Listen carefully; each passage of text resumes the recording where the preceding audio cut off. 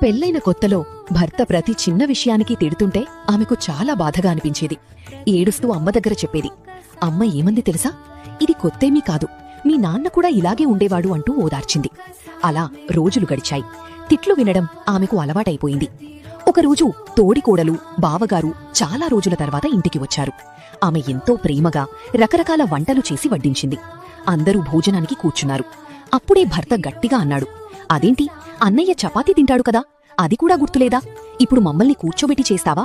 అంతసేపు మేమేం తినాలి అంటూ భార్యని అందరి ముందు తిట్టేశాడు. తిట్లు కొత్తవి కావు, ఆమె పెద్దగా నొచ్చుకోలేదు. ఆ మాటలు విన్న తోడికోడలు పక్కకి తిరిగి ముసిముసిగా నవ్వడం గమనించింది. అంతే, ఆమెకి విపరీతమైన బాధ తన్నుకొచ్చింది. నిజమే కదా, మనకి ఒక అవమానం జరగచ్చు, అది మనకి అలవాటే అయ్యుండొచ్చు. కాని అందరి ముందు జరిగితే తట్టుకోవడం కష్టమే. దీనినే అంటారు, మొగుడు తిట్టినందుకు కాదు బాధ, తోడికోడలు నవ్వినందుకు.